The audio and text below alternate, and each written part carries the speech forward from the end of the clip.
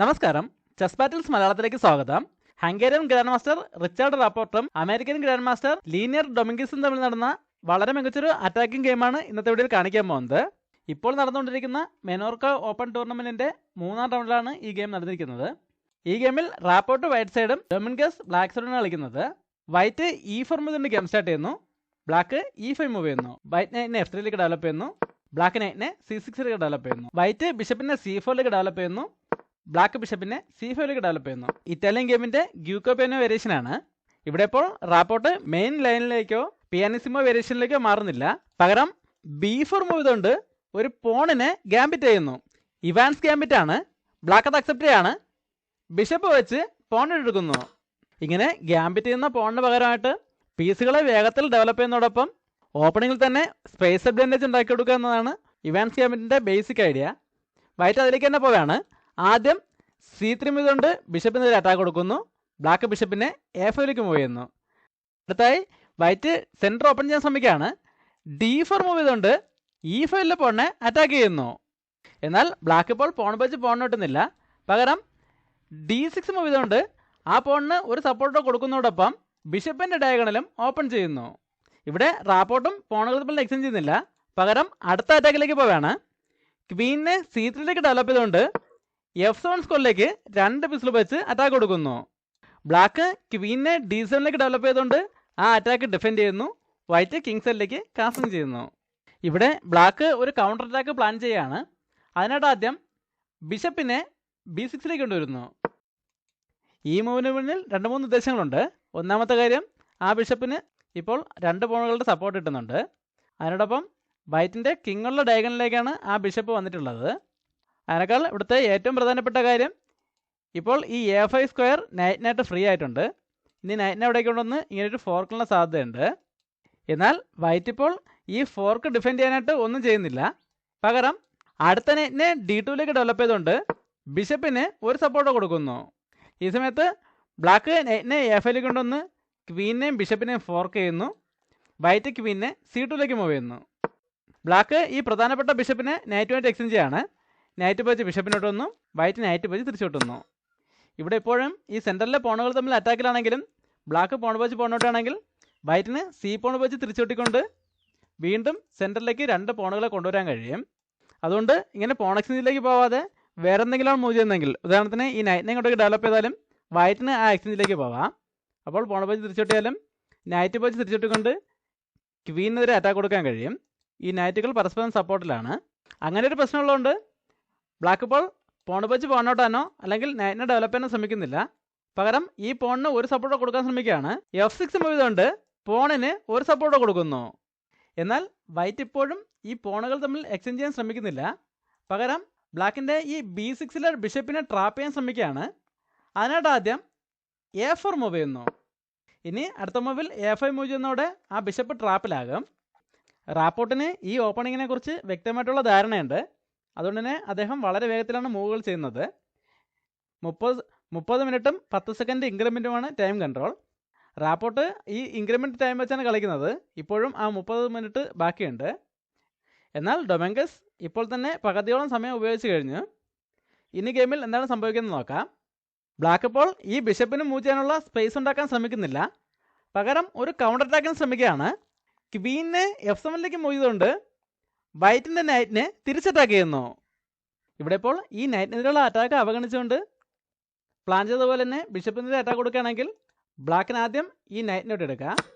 ഇപ്പോൾ പോൺ വെച്ച് ബിഷപ്പിനോട്ട് എടുത്താലും പോൺ വെച്ച് തിരിച്ചോട്ടാം. ഇതോടെ ഗെയിമിൽ വൈറ്റിനുണ്ടായിരുന്ന സ്പേസ് അഡ്വാൻറ്റേജ് മുഴുവനായിട്ടും നഷ്ടമാകും. അല്ലാതെ ഈ നൈറ്റിനെതിരെയുള്ള അറ്റാക്ക് ഒഴിവാക്കുന്നതിനായിട്ട് D5 ചെയ്തുകൊണ്ട് ഈ ക്വീനെ ബ്ലോക്ക് ചെയ്യാൻ ശ്രമിക്കുകയാണെങ്കിൽ ബിഷപ്പിൻ്റെ ഈ ഡയഗണൽ ഓപ്പൺ ആകും. ബ്ലാക്കിന് ഈ പോണിൻ്റെ അറ്റാക്കിൽ നിന്നും ബിഷപ്പിനെ C5ലേക്ക് കൊണ്ടുവരാം. ഇനി പോണുകൾ ഉപയോഗിച്ച് ആ ബിഷപ്പിനെ അറ്റാക്ക് ചെയ്യാൻ പറ്റില്ല. അതുകൊണ്ട് തന്നെ ഇത്രയും സമയം ബ്ലോക്കായി കിടന്ന ആ ബിഷപ്പ് പെട്ടെന്ന് വളരെ സ്ട്രോങ് ബിഷപ്പായിട്ട് മാറും.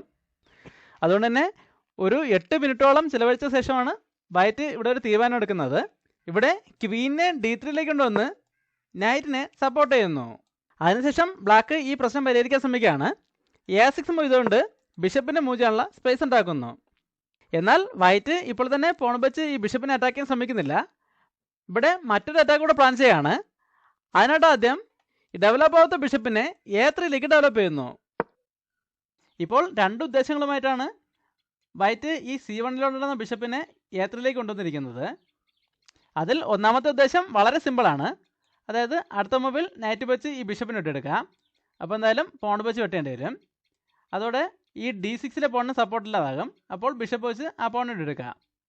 ഇവിടെ ബ്ലാക്കും അത് ഡിഫെൻഡ് ചെയ്യാൻ ശ്രമിക്കുകയാണ്. അതിനായിട്ട് ബിഷപ്പിനെ B7ലേക്ക് മൂവ് ചെയ്യുന്നു. എന്നാൽ വൈറ്റിനിവിടെ രണ്ടാമത് ഒരു ഉദ്ദേശം കൂടെ ഉണ്ടായിരുന്നു. വൈറ്റ് അതിലേക്ക് പോവുകയാണ്. ഈ വീഡിയോ ഒന്ന് പോസ് ചെയ്ത ശേഷം വൈറ്റിൻ്റെ രണ്ടാമത്തെ ഉദ്ദേശം എന്താണെന്ന് കണ്ടുപിടിക്കാൻ ശ്രമിക്കുക. ഇവിടെ വൈറ്റിൻ്റെ രണ്ടാമത്തെ ഉദ്ദേശം ഒരു സാക്രിഫൈസ് ആണ്. ബിഷപ്പ് വെച്ച് D6ലെ പോൺ എടുത്തുകൊണ്ട് ബിഷപ്പിനെ സാക്രിഫൈസ് ചെയ്യുന്നു. ഈ സാക്രിഫൈസിൻ്റെ ഉദ്ദേശം ഇപ്പോൾ തന്നെ എല്ലാവർക്കും മനസ്സിലായി കാണാം. അതായത് ബ്ലാക്ക് ഇപ്പോൾ ഇത് അക്സെപ്റ്റ് ചെയ്യുകയാണെങ്കിൽ നൈറ്റ് വെച്ച് D6ലെ പോൺ ഇട്ട് ഇങ്ങനെ ഒരു ഫോർക്കിൻ ചെക്ക് വരുന്നതോടെ ക്വീൻ നഷ്ടപ്പെടും. അതുകൊണ്ട് തന്നെ ബ്ലാക്ക് ഇപ്പോൾ ഈ സാക്രിഫൈസ് അക്സെപ്റ്റ് ചെയ്യുന്നില്ല. പകരം വൈറ്റിൻ്റെ കിങ് സെല്ലിലേക്ക് ഒരു അറ്റാക്കിന് ശ്രമിക്കുകയാണ്. അതിനായിട്ട് ബിഷപ്പിനെ G4ലേക്ക് ഡെവലപ്പ് ചെയ്തുകൊണ്ട് വൈറ്റിൻ്റെ നൈറ്റിനെതിരെ അറ്റാക്ക് കൊടുക്കുന്നു. ഇപ്പോൾ നൈറ്റിനെതിരെ അറ്റാക്കുമാണ്. അതുപോലെ ഇവിടെ കാസ്റ്റിനുള്ള സൗകര്യമായിട്ടുണ്ട്. എന്നാൽ വൈറ്റ് ഇപ്പോഴും ഈ അറ്റാക്കുള്ള ബിഷപ്പിനെയോ നൈറ്റിനെയോ അവിടെ നിന്ന് മാറ്റാൻ ശ്രമിക്കുന്നില്ല. ഇവിടെ വൈറ്റിൻ്റെ ഭാഗത്തുനിന്നും വീണ്ടും ഒരു ബ്രില്യൻ്റ് മൂവരാണ്. അടുത്തായിട്ട് റൂക്കിനെ B1ലേക്ക് കൊണ്ടുവന്ന് B7ലെ പോണിനെതിരെ അറ്റാക്ക് കൊടുക്കുന്നു. ബ്ലാക്ക് ഒരേ സമയം കിങ്ങിനെ സേഫ് ആക്കുന്നതിലൂടെ ആ പോണിനെ സപ്പോർട്ട് ചെയ്യാനും ശ്രമിക്കുകയാണ്. അതിനായിട്ട് ക്വീൻ സെല്ലിലേക്ക് കാസൻ ചെയ്തുകൊണ്ട് കിങ് ഉപയോഗിച്ച് ആ പോണിനെ സപ്പോർട്ട് ചെയ്യുന്നു. ഇപ്പോൾ B7ലെ പോണിന് സപ്പോർട്ടുമായിട്ടുണ്ട്. അതിനോടൊപ്പം വൈറ്റിൻ്റെ ബിഷപ്പിനെതിരെ 2 പിസിൽ വെച്ച് അറ്റാക്കും വന്നിട്ടുണ്ട്. ഇനി വേണമെങ്കിൽ ബ്ലാക്കിന് അടുത്ത മൂവിൽ പോൺ വെച്ച് ഈ ബിഷപ്പിനെ ഇട്ടെടുക്കാം. അവിടേക്ക് റൂക്കിന് കൺട്രോൾ ഉള്ളതുകൊണ്ട് ഇങ്ങനെ നൈറ്റ് വെച്ച് വീണ്ടും ഫോർക്ക് ചെയ്യാനും പറ്റില്ല. അതുകൊണ്ട് തന്നെ വൈറ്റിനിപ്പോൾ ആ ബിഷപ്പിനെ അറ്റാക്കിൽ നിന്നും തിരിച്ചു കൊണ്ടുപോകേണ്ടി വരുമെന്നാണ് ബ്ലാക്ക് പ്രതീക്ഷിക്കുന്നത്. എന്നാൽ ഇവിടെ വൈറ്റിൻ്റെ ഭാഗത്തുനിന്നും വീണ്ടും ഒരു ബ്രില്യൻ്റ് മൂവ് വരെയാണ്. ഈ വീഡിയോ ഒന്നുകൂടെ പോസ് ചെയ്ത ശേഷം വൈറ്റിൻ്റെ അടുത്ത മൂവ് എന്താണെന്ന് കണ്ടുപിടിക്കാൻ ശ്രമിക്കുക. ഇവിടെ വൈറ്റ് ആ ബിഷപ്പിനെ അറ്റാക്കിൽ നിന്നും മാറ്റുന്നതിന് പകരം ഒരു സാക്രിഫൈസ് കൂടെ ചെയ്യാണ്. റൂക്ക് ഉപയോഗിച്ച് B7ലെ പോൺ എടുത്തുകൊണ്ട് ആ റൂക്കിനെ കൂടെ സാക്രിഫൈസ് ചെയ്യുന്നു. ഇവിടെ ഇപ്പോൾ വൈറ്റ് ഒരേ സമയം ബിഷപ്പിനെയും റൂക്കിനെയും സാക്രിഫൈസ് ചെയ്തിരിക്കുകയാണ്. ഈ C7ലെ പോൺ പിന്നിങ്ങിലായത് കാരണം ഈ ബിഷപ്പ് സാക്രിഫൈസ് അക്സെപ്റ്റ് ചെയ്യാൻ പറ്റില്ല. അതുകൊണ്ട് ഈ റൂക്ക് സാക്രിഫൈസ് ആണ് അക്സെപ്റ്റ് ചെയ്യുന്നത്. കിങ് ഉപയോഗിച്ച് റൂക്കിനെ എടുക്കുന്നു. ഈ സമയത്ത് അടുത്ത അറ്റാക്ക് വരെയാണ്. നൈറ്റിനെ A5ലേക്ക് കൊണ്ടുവന്ന് ചെക്ക് കൊടുക്കുന്നു. ഇവിടെ ഇപ്പോൾ കിങ്ങിന് മൂവ് ചെയ്യാൻ 4 സ്കോറുകളുണ്ടെങ്കിലും അതിൽ ഈ 3 സ്കോറുകളിലേക്ക് എവിടേക്ക് പോയാലും വളരെ വേഗത്തിൽ ചെക്ക്മേറ്റ് ആകും. അതുകൊണ്ട് ഏറ്റവും സേഫ് ആയിട്ടുള്ള സ്കോറിലേക്കാണ് കിങ്ങിനെ മൂവ് ചെയ്യുന്നത്. കിങ്ങിന് C8ലേക്ക് മൂവ് ചെയ്യുന്നു. ഇപ്പോൾ ഈ C8ലേക്ക് അല്ലാതെ ബാക്കി 3 സ്കോറിലേക്ക് പോയാൽ എന്താണ് പ്രശ്നം നോക്കാം. ഇവിടെ ഇപ്പോൾ കിങ് B6ലേക്കാണ് മൂവ് ചെയ്യുന്നതെങ്കിൽ അടുത്ത 3 മൂവിൽ ചെക്ക്മേറ്റ് ആണ്. ആദ്യം ക്വീൻ B1ലേക്ക് ഒന്ന് ചെക്ക് വരും. ഇവിടെ ഇപ്പോൾ കിങ്ങിന് മൂവ് ചെയ്യാൻ സ്ക്വയറുകളൊന്നുമില്ല. ഇവിടെ 2 ഓപ്ഷനേ ഉള്ളൂ. ഒന്നുകിൽ ക്വീന് വെച്ച് ബ്ലോക്ക് ചെയ്യേണ്ടി വരും, അല്ലെങ്കിൽ കിങ് വെച്ച് ഈ നൈറ്റിനോട്ട് എടുക്കേണ്ടി വരും. ക്വീന് വെച്ച് ബ്ലോക്ക് ചെയ്യുകയാണെങ്കിൽ ക്വീന് വെച്ച് ക്വീനോട്ട് അതേ ചെക്ക് തന്നെ വരും. ഇനി കിങ് വെച്ച് നൈറ്റിനോട്ട് എടുക്കുകയാണെങ്കിൽ ക്വീൻ B4ലേക്ക് ചെക്ക് വരുമ്പോൾ ചെക്ക്മേറ്റ് ആവും. ഇനിയിപ്പോൾ കിങ്ങിനെ B8ലേക്കോ A8ലേക്കോ മൂവ് ചെയ്താലും ഏകദേശം സെയിം മൂവ് തന്നെയാണ്. A8ലേക്കാണ് മൂവ് ചെയ്യുന്നതെങ്കിൽ ക്വീന് വെച്ച് B6ലെ പോൺ എടുത്തുകൊണ്ട് അടുത്ത ഒരു മൂവിൽ ചെക്ക്മേറ്റിന് ശ്രമിക്കുക. റൂക്ക് വെച്ച് ആ സ്കോർ കൺട്രോൾ ചെയ്യാൻ ശ്രമിക്കുകയാണെങ്കിൽ ക്വീനെ C6ലേക്ക് കൊണ്ടൊന്ന് ചെക്ക് കൊടുക്കാം.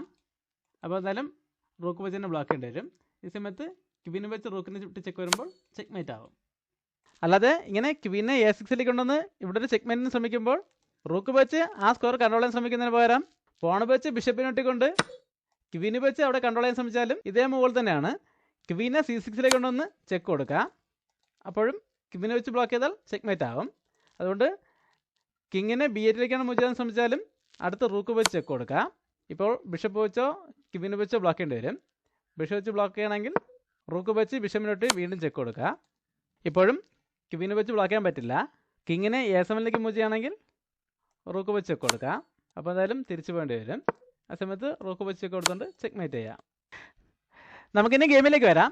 ഇവിടെ ഇങ്ങനെ ഈ 3 സ്കോറിലേക്ക് പോയാലും വളരെ വേഗത്തിൽ ചെക്ക്മേറ്റ് ആകും എന്നതുകൊണ്ടാണ് ബ്ലാക്ക് കിങ്ങിനെ C8ലേക്ക് മൂവ് ചെയ്തത്. ഇവിടെ വൈറ്റ് അറ്റാക്ക് കണ്ടിന്യൂ ചെയ്യാണ്.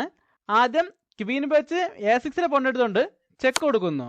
ഇവിടെ ഇപ്പോൾ 2 ഓപ്ഷനേ ഉള്ളൂ. ഒന്നുകിൽ B8ലേക്ക് വരാം, അല്ലെങ്കിൽ D7ലേക്ക് പോവാം. D8ലേക്ക് വരണമെങ്കിൽ ക്യൂവിനെ വെച്ച് ചെക്ക് വരുമ്പോൾ അപ്പോൾ തന്നെ ചെക്ക് മേറ്റ് ആവും. അതുകൊണ്ട് കിങ്ങിനെ D7ലേക്ക് മൂവ് ചെയ്യുന്നു. ഈ സമയത്ത് വൈറ്റിൻ്റെ ഭാഗത്തു നിന്നും അടുത്തൊരു സാക്രിഫൈസ് വരെയാണ്. ബിഷപ്പ് വെച്ച് C7ലെ പോയിന്റ് എടുത്തുകൊണ്ട് ബിഷപ്പിനെ കൂടെ സാക്രിഫൈസ് ചെയ്യുന്നു. ഇപ്പോൾ ഇതിൽ ബിഷപ്പ് സാക്രിഫൈസുമാണ്, റൂക്കിനെതിരെ അറ്റാക്കുമാണ്. ബ്ലാക്കിന് എന്തായാലും ഇപ്പോൾ ഈ സാക്രിഫൈസ് അക്സെപ്റ്റ് ചെയ്യാൻ പറ്റില്ല. അങ്ങനെ അത് അക്സെപ്റ്റ് ചെയ്യുകയാണെങ്കിൽ ക്വീൻ C6ലേക്ക് ഒന്ന് ചെക്ക് വരുമ്പോൾ കിങ്ങിന് നേരത്തെ കണ്ട പോലെ B8ലേക്ക് തന്നെ മാറേണ്ടി വരും. ആ സമയത്ത് റൂക്ക് B1ലേക്ക് ഒന്ന് ചെക്ക് വരികയും പിന്നീട് വളരെ വേഗത്തിൽ ചെക്ക്മേറ്റ് ആകുകയും ചെയ്യും. ഇപ്പോൾ ഈ സാക്രിഫൈസ് അക്സെപ്റ്റ് ചെയ്ത് കിങ് എങ്ങോട്ട് തന്നെ മാറിയാലും ഈ റൂക്ക് നഷ്ടപ്പെടും. അപ്പോഴും കിങ് വെച്ച് ഈ ബിഷപ്പിനെ തിരിച്ചു വെട്ടിയെടുക്കാൻ പറ്റില്ല. അങ്ങനെ വെട്ടിയെടുക്കുകയാണെങ്കിൽ ആദ്യം നൈറ്റ് B7ലേക്ക് ഒന്ന് ചെക്ക് വരും. ഇവിടെയും ഈ കിങ്ങിന് മൂവ് ചെയ്യാൻ 5 സ്ക്വയറുകളുണ്ടെങ്കിലും എവിടേക്ക് മൂവ് ചെയ്താലും വീണ്ടും കൂടുതൽ നഷ്ടങ്ങളായിരിക്കും സംഭവിക്കുന്നത്. അതായത് ഇപ്പോൾ ഈ 2 സ്ക്വയറിലേക്ക് എവിടേക്ക് മാറിയാലും നൈറ്റ് വെച്ച് ഫോർക്കും ചെക്ക് വരുന്നതോടെ ക്വീൻ നഷ്ടപ്പെടും. കിങ് C8ലേക്ക് വന്നാലും അതേ ഫോർക്ക് തന്നെ വരും. ഇനി കിങ്ങിനെ E7ലേക്ക് മൂവ് ചെയ്യുകയാണെങ്കിലും ക്വീൻ D6ലേക്ക് ഒന്ന് വീണ്ടും ചെക്ക് വരും. അപ്പോൾ എന്തായാലും E8ലേക്കേ മാറാൻ പറ്റുള്ളൂ. ആ സമയത്ത് നൈറ്റിൻ്റെ സപ്പോർട്ടോടെ ക്വീൻ D8ലേക്ക് ഒന്ന് ചെക്ക് വരുമ്പോൾ ചെക്ക് മേറ്റ് ആണ്. അല്ലാതെ കിങ് C7ലേക്ക് മൂവ് ചെയ്താലും ക്വീന് വെച്ച് ഈ ബിഷപ്പിനെ കൂടെ വെട്ടിയെടുക്കാം. അതിനുശേഷം പലതരത്തിലുള്ള ഡിസ്കവേർഡ് ചെക്കുകൾക്കുള്ള സാധ്യതയുണ്ട്. ഇതെല്ലാം മനസ്സിലായിക്കൊണ്ട് വൈറ്റ് ഇവിടെ ബിഷപ്പ് വെച്ച് C7ലെ പോയിന്റ് വെട്ടി റൂക്കിനെതിരെ അറ്റാക്ക് കൊടുത്തപ്പോൾ തന്നെ ബ്ലാക്ക് തോൽവി സമ്മതിക്കുകയായിരുന്നു. വളരെ കൃത്യമായ കാൽക്കുലേഷനോടുകൂടിയ വളരെ നല്ലൊരു അറ്റാക്കിംഗ് ഗെയിമായിരുന്നു. ഈ ഗെയിം ഇഷ്ടമായെങ്കിൽ ലൈക്ക് ചെയ്യുക, കമൻറ്റ് ചെയ്യുക, സബ്സ്ക്രൈബ് ചെയ്യുക. അടുത്തൊരു വീഡിയോ വീണ്ടും കാണാം. നന്ദി, നമസ്കാരം.